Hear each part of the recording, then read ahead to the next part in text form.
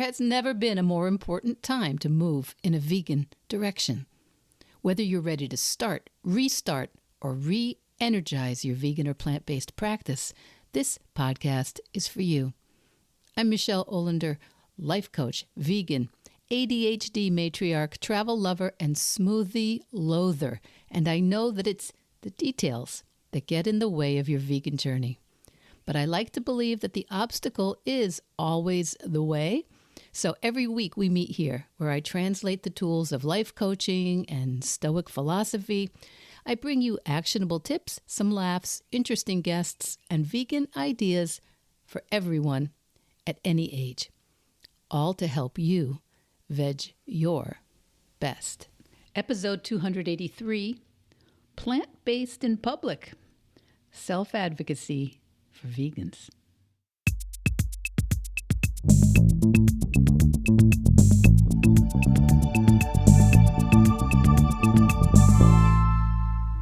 Hi kids, it's Michele. I wonder who's going to relate to this story today. You know, sometimes to keep the episodes a little shorter, I cut out some of my personal anecdotes and ideas, but every once in a while you guys ask for me to keep them in. So I don't know. Today it might be a little longer because I'm telling you about dinner the other night. We're down in Florida visiting my son, and my husband and I were at Cafe Sapori in West Palm Beach, Florida. And I'm going to shout out Cafe Sapori because they have a vegan menu right in the center of the menu, and it is all delicious, and they're super, super nice, wonderful place. And we were there early, 4:45 p.m. 4:45 p.m. before a 6:30 flight my husband was on. So it was a restaurant where we've been plenty, very friendly, very vegan friendly, and really quite near the airport. Also, coincidentally, less than 2 miles from Mar-a-Lago, but we'll let that part slide. So we tell them as we enter that we need to be out the door by 5:30, and we sit down. We get to choose our own table, and within a minute, maybe, my husband says, I need a different table, because the speaker was over the table that we'd chosen to sit at, but fine. Okay, so it might be quieter over by the window. As I said, there's nobody there. So we sit down, order quickly, first course comes. Rapini and white beans and a zucchini carpaccio with artichokes, pine nuts, and eggplant. Really, really good. So my husband then asks for lemon. I honestly didn't think it needed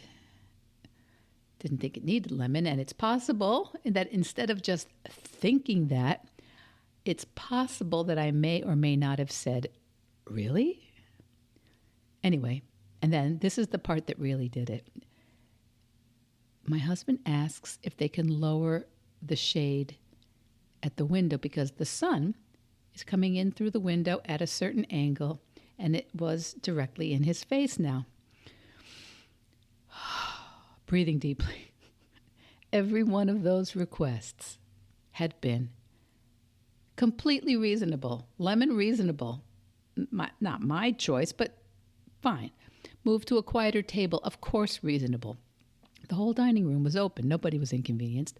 Lower the shade if the sun is blasting you in the eyeballs. Reasonable. But by that third request for shade, I could really feel it. I could feel my discomfort and my impatience. And I'm thinking, I caught myself thinking something like, can you just stop? And I want to be clear. I don't think I was thinking, he's wrong.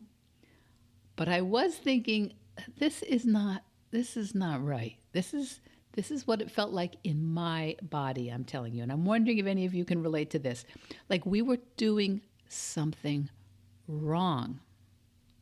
And I noticed that not only did I feel uncomfortable with my husband making those requests, and like in the first 10 minutes of entering a restaurant, I noticed that somewhere inside of me, I was almost feeling like a certain amount of pride that I don't ask for things. That it's not nice to ask for what you don't have. And that's what really caught my attention. Have you ever met someone like that? Maybe you are someone like that. Now, it's an idea that comes up in coaching all the time. And I will say that to generalize, women are often socialized to be, quiet, but so are men. And anyway, I was thinking, what's the story that I have about asking for what I want? Especially in a restaurant where we're paying. It's not like they're doing us a favor that they've invited us into our home and now we're making all kinds of demands. And the rule in my head, I'm thinking, is you don't want to be a problem. You don't want them thinking you're high maintenance. You don't want to make extra work for somebody. You don't want to draw attention. Why are you asking? Now, this is not the first time I've noticed this about myself, but it's funny that it's still right there. It's still right there when a lot of requests start coming. It was about me. And in the story I've been living in for a long time, I have this story about myself. I don't ask for things. I'm easy. I'm low maintenance. I'm just grateful for what I've got. I'm fine. And I almost pride myself on that. Do you know people like this? Do you know people like me? Are you like me? Because I do think a lot of my listeners can be like this. And I think this I don't ask for things type has a very specific struggle when it comes to, big changes, and especially moving in a plant-based or vegan direction. So let's talk about that today. That's what we're talking about. There's a personality style, and I see it in my clients. I see it with women in midlife. I see it in families where the badge of honor is being uncomplaining. You don't send food back. You don't correct people. You don't ask for salt or lemon. As my mom used to say about a certain person, she wouldn't say boo if she were on fire. And honestly, that was kind of a compliment the way I heard it. If someone messes up your order, you think, that's fine. I'll just eat around it. Or if the restaurant's loud, you think, oh, it's okay. It's okay. We'll just deal. And if the sun is in your eyes, you think, whatever. Whatever. I'll just squint like Dirty Harry. And that's a movie only the older ones of us will probably recognize. So anyway, you might feel a little superior about your ability to withstand certain discomforts.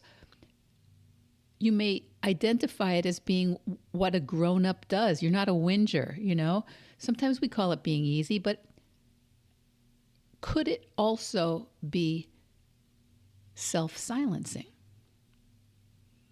And is sometimes being grateful actually a fear of being disliked or judged? And how often is when you say, I'm fine, how often is that actually meaning I'm tolerating something? And when someone else does ask, when someone else is clear, when someone else says, actually, could we fix this? Could you help me?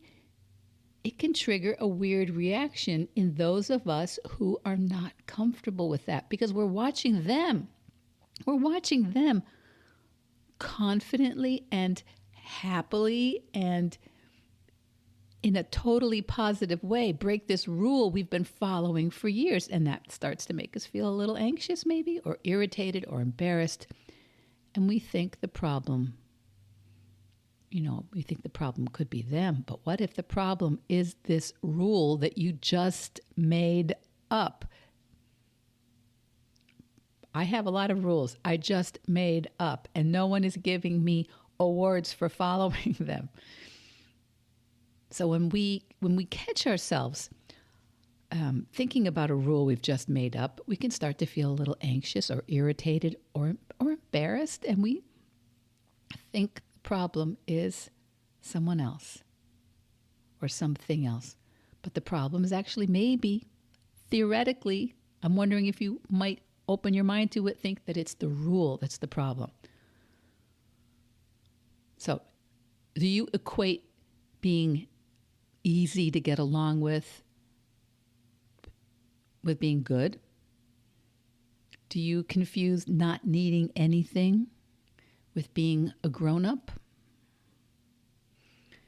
Do you equate staying quiet with being pleasant? Because sometimes, quiet, not needing anything, pleasantness, that can turn into resentment.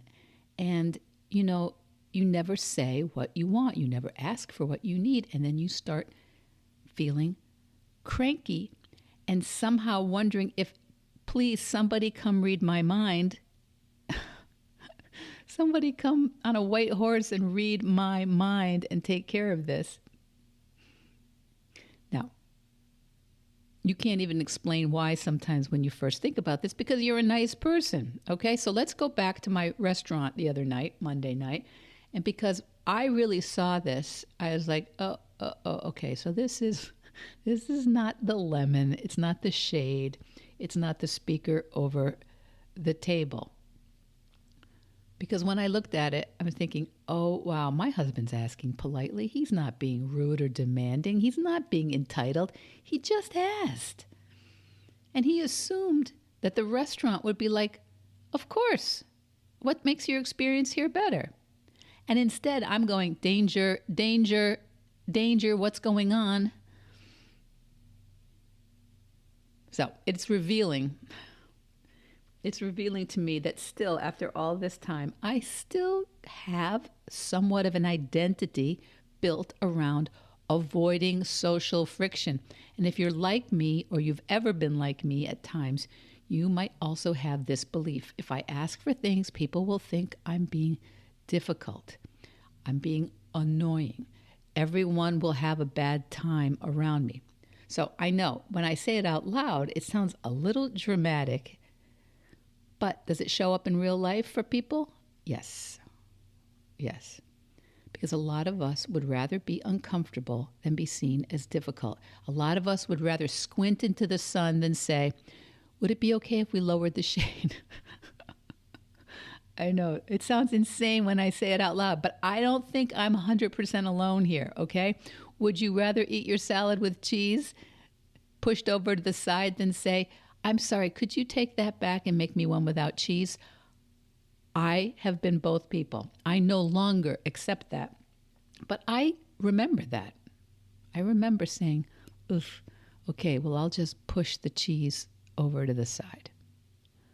We would rather just deal with it than ask for what we want. And that's not a character issue or a moral issue. Honestly, it's really a nervous system issue. It's a way we have practiced being for good reasons as well as maybe not such good reasons. Human beings are social animals. Our brains care a lot about belonging. That's how we felt safe through evolutionary history. And many of us still, especially women, but many of us, not just women, have been rewarded for being good and quiet and polite, and making it easy for everyone else to be comfortable. And asking for something that's not forthcoming can feel like you're risking the peace. It's like you're saying, hi, the situation here is not right for me. So I have to make it kind of extreme in my own head to see how silly it is. Because a lot of us are more comfortable choosing the quiet option, the safe option, and we choose our own discomfort over potentially discomforting other people. And the weird thing is we often, almost always, don't realize we're doing it when we're doing it. We don't say, oh gosh, I'm afraid of being disliked and judged here. We say, oh, it's fine. It's not a big deal. I don't want to be a pain. And what we're really saying is, I don't know how to be this other person. I don't want to potentially be judged. So, Has this gone on too long? Do you get it? If you've had the identity for many years that you're kind of low maintenance, that you're polite, that you know how to just get along, then asking for something can feel like becoming a different person. Like, who am I to ask? I'm not the kind of person who does that. And that's important to remember if you're struggling with being plant-based, if you're struggling with being vegan out in public or socially. It's very often not because you don't know what to eat. It's because veganism out in the wild as it is practiced requires practicing some skills like self-advocacy. So if your nervous system treats standing up and saying, oh, excuse me, I need something else, you will often interpret that entire situation as some sort of danger, and you will often prefer an option that feels a little bit safer, which is maybe the non-vegan option, maybe just being quiet, maybe just taking what you're given. So if you have noticed that you have this, I don't ask for things personality, and listen, it's still even more hardwired in me than I previously thought, this can really be an obstacle in your vegan or your plant-based practice. You see something that could be vegan maybe on the menu, but you're not sure, or on somebody else's, at somebody else's table on their plate. But maybe the soup has chicken stock. Maybe the vegetables, have butter or bacon in them. Or maybe the pasta has egg in it and you think, oh gosh, I should ask. I have to ask. But then you feel that little spike of discomfort. Or maybe not such a little spike of discomfort, and you think, oh my gosh, I don't want to be that girl. I don't want to be annoying. I don't want to hold everyone here at the table up. I don't want to make this complicated. I don't want to ask the waiter, and the waiter's going to hate me, and then he's going to disappear for 10 minutes into the kitchen and never come back, and then everybody will be starving, and my friends will be rolling their eyes. So you don't ask. And then you order something that isn't even what you want, or you eat what's served, or you just stay quiet, and later you don't feel great about it. You feel disappointed in yourself, and maybe you call it lack of discipline or follow through, or maybe you decide, this is just impossible being plant-based in your situation. But I don't think it is a matter of your discipline, and maybe it's not impossible in your situation. Maybe it's more a matter of understanding your neural system and how it makes you prefer avoiding. A tactic of social avoidance. You avoid that moment of tension, of bringing the dinner table around you to a halt to ask a waiter who doesn't really look like maybe he even knows if there is animal stock in the vegetable soup or dairy in the vegetables. So you avoid the discomfort of not knowing what you're going to do or order, and not knowing who could maybe help you or give you good info. And the person you decide to inconvenience is you. The person you decide to inconvenience is you. And this can show up anywhere. You don't ask for whether there's an option with no cheese. You don't ask for whether they can make the sandwich with no mayo. You don't ask if maybe they have a vegan menu or an option that's not on the menu. Do you know how many times I have almost walked out of a place, been asked what the problem is, said I was vegan, and they're like, oh, we have a vegan menu. I'm sorry they didn't offer that to you. Oh, because I didn't ask. Sometimes, you could avoid asking your sister-in-law to leave the bacon off your sandwich. You don't ask your partner ahead of time to maybe insert the concept that you're vegan ahead of time to the hosts before the event, and you don't ask your friends to pick a place with maybe a vegan option for the next visit. You just go along, and maybe you take some pride in yourself on being low maintenance. And then you wonder why being plant-based is so hard out in the world, or why you can't stay consistent. You guys all know I don't talk that much about food or recipes here on the pod. When people meet me and find out I'm coming up on 300 consecutive weeks of episodes, they ask about my recipes, and they are usually stunned that that's not really what what we do here, because I don't think the food is the problem. Not very often. Occasionally for people with sensory issues or gut issues or celiac or allergies or sensitivities. And that's when you want to find someone who has a lot of experience solving for that particular issue. But for most of the people who say they really don't want to be eating animals, who really want to opt out of industrial animal agriculture or follow a whole food, plant-based diet for health reasons, the hardest part really is the asking. It's the asking. Because veganism in the real world frequently involves asking other people to play along a little bit, for other people to offer some support or help or advice or give you some good information, intel. And if you've trained yourself your whole life to be that independent, unflappable, low-maintenance kind of gal, or you think of being the strong, silent type as more,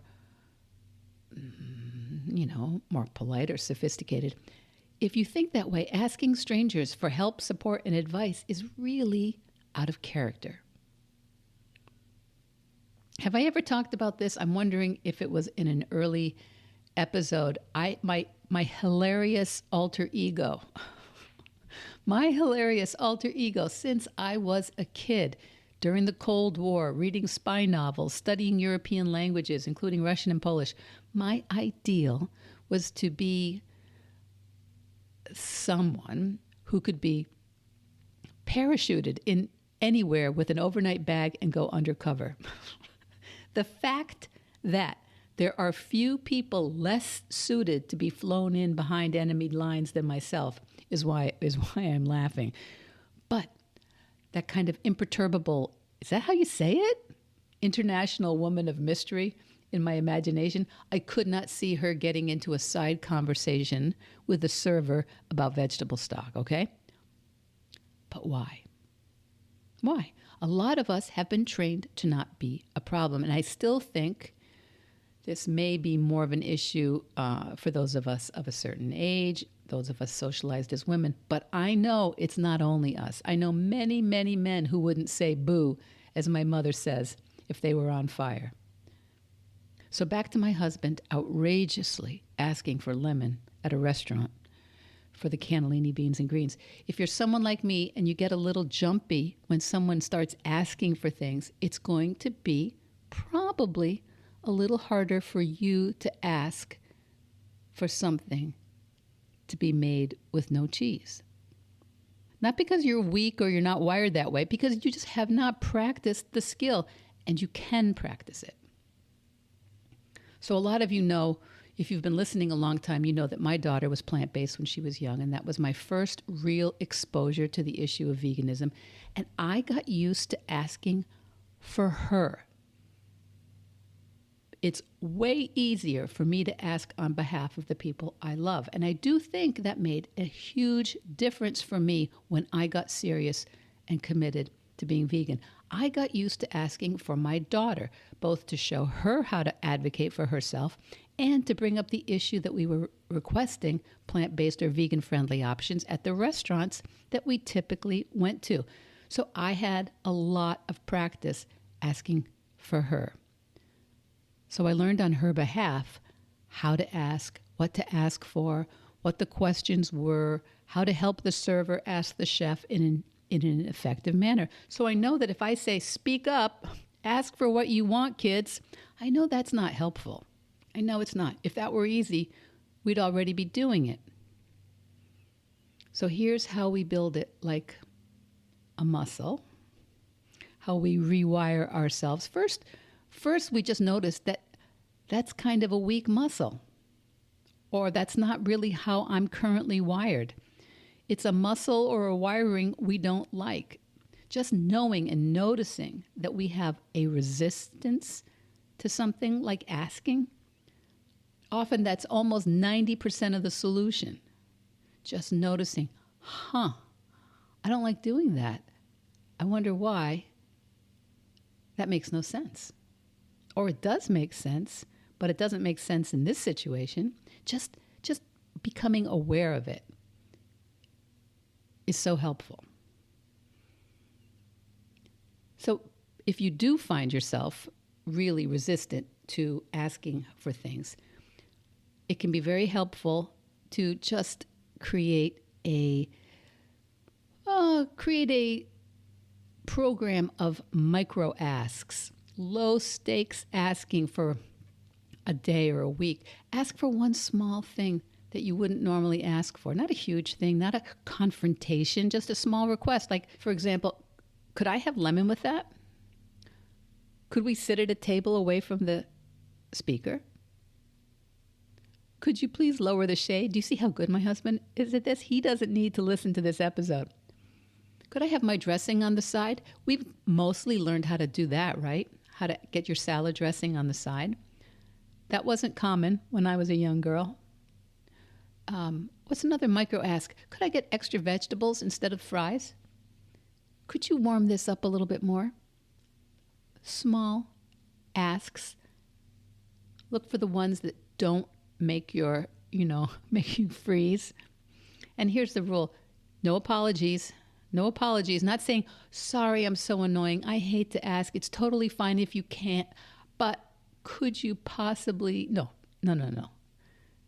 You're going to notice that you want to phrase it that way. But no, try it just simple request, full stop, then breathe. Because the goal isn't the lemon or the quiet table. The goal is training your nervous system that you're safe, that you can ask for what you want and you can survive. Now, I collected a couple of the scripts that my clients, set up when they're working through this, because it is so common. And when I was making notes for this episode, I put them together. So use these, maybe steal them or put them in your notes app and edit them for the things that you typically find yourself having to ask for. Like, quick question, which options are vegan? Or, hi, before you take everybody's orders, could you just find out what can be made vegan from the kitchen? Or one I like here. Last time I was here, they told me chef can always make that appetizer without cheese. What kind of stock is in the soup? Just a question. No apologies for that, right? Or how about, I'm plant-based. I could order the salad and French fries, I'm sure, but I know the kitchen here can do much better than that. Would you please ask them?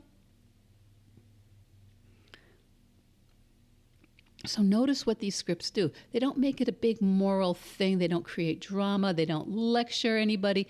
They just make the request very normal because it is normal. It is normal. Now, you do need to have a plan for when they say no. I won't say it's always without consequence. Sometimes they'll say no. If you go without asking, you've been the one that says no. If you're the one that is afraid to step up or you're feeling so uncomfortable, you're the one saying no. So sometimes you need to give them the opportunity to say no. Maybe the restaurant can't do it. Maybe your host refuses. Maybe the menu's limited. Maybe the event you're at was decided on long ago and nobody requested those options. That's not a failure. It's not a failure when you are out in the wild as a vegan or a plant-based person and they can't help you. Now, you might decide to make it mean that you don't eat anything, but that's typically unusual, right? There's usually some sort of solution, and you choose the best option available. Maybe you add a side, maybe you eat triple of the thing that is vegan. Occasionally, maybe you eat later. Maybe when you're worried about it ahead of time, you have a snack before you go out. Or often, maybe you high-five yourself for having had the foresight to bring an emergency protein bar or nuts or something like that with you, like some sort of international undercover operative, because the win is not a perfect plant-based meal, right? The win is, I didn't sacrifice myself. I didn't shut myself down first. Now, I want to do a quick self-assessment with you. If you're driving, obviously don't write, just listen. But if you're walking, you can think about it. And if you're at home, you could jot yourself a note or put something on your phone. One, where do I avoid asking for things? We all do it somewhere, right? I think even people who are 100% vegan and have never had a problem with it at all, but there's somewhere else where they avoid asking for something. Maybe it's the support you need or the time you need so you can learn something new or create something or finish something that's been hanging over your head or get in some strength training or exercise. 2, what story do I tell about people who ask for that? Do I have a rule about when it's okay to ask and when it's not? And if I do have a rule, number 3, what am I afraid could happen if I asked? Who taught me that being easy and not asking for things and being quiet means being somehow more lovable or powerful or polite? And 5, what does it cost me when I stay quiet? What do I give up by not asking? And 6, what would change if I looked at asking for things as a skill, not as a character aspect? Because that's what I believe. Asking is just a skill. It's not entitlement. It's not being a diva. I know we've seen people in social media or in movies or whatever who just ask for things because they don't care. This is not you, right? People who are just demanding and creating drama. This is not you.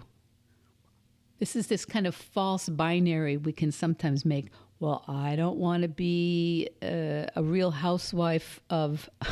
Do we have a Real Housewives vegan edition on Bravo? Maybe we should have one. But I don't want to scare people off. That is not who you guys are. That's not who I am. That's not what we're talking about. But sometimes we associate the idea of asking for things as being a slippery slope to being in some sort of Bravo show. So if you're seeing any of this in yourself, here's your listener challenge for this week. I think this has gone too long, okay? We can call it the Lemon Challenge. For the next 7 days, ask for one small thing every day. One small thing. Maybe it's a wedge of lemon. Maybe it's a table move. Maybe it's change the time for something. Maybe it's a side swap. Maybe you ask an extra question that you normally wouldn't. And maybe it's a vegan request. Or maybe you ask for 10 minutes to go out and walk around the block. Or you ask a colleague to do something for you so that you can take care of something else. And the challenge is not get a yes. The challenge is make the ask. Because every time you ask, you're telling your brain, I can be clear. I can take up a little space. I can handle a little tension. I don't have to silence myself to get along. Maybe like an international person of mystery, you want your martini stirred, not shaken, or is it the other way around? Asking for what you want, maybe it's actually very cool. And if you do this, I want you to message me or comment or reply to the email if you're on my list. Tell me what it is you needed to ask for or what you decided to practice asking for that didn't feel quite so high stakes. Tell me how it felt. Tell me what you noticed. You know how you go vegan. It is how you do everything. So whatever plans or ideas you have in the works, I'm pretty sure no matter what goal or idea you've got, you're going to have to ask for something out there in the real world where we operate as vegans. And sometimes it's going to be awkward. So you just veg your best. Veg Your Best podcast production, music, and editing by Charlie Weinshank. Thanks, Charlie. Before you go, it would mean so much to me and the Veg Your Best team if you would hit subscribe, leave us a 5-star review, or share with someone you think might be interested. Something about algorithms, it helps bump us up a little in the rankings, and that's the best way to help others find the podcast and for us to find our audience. So, until next week, make it easy and veg your best.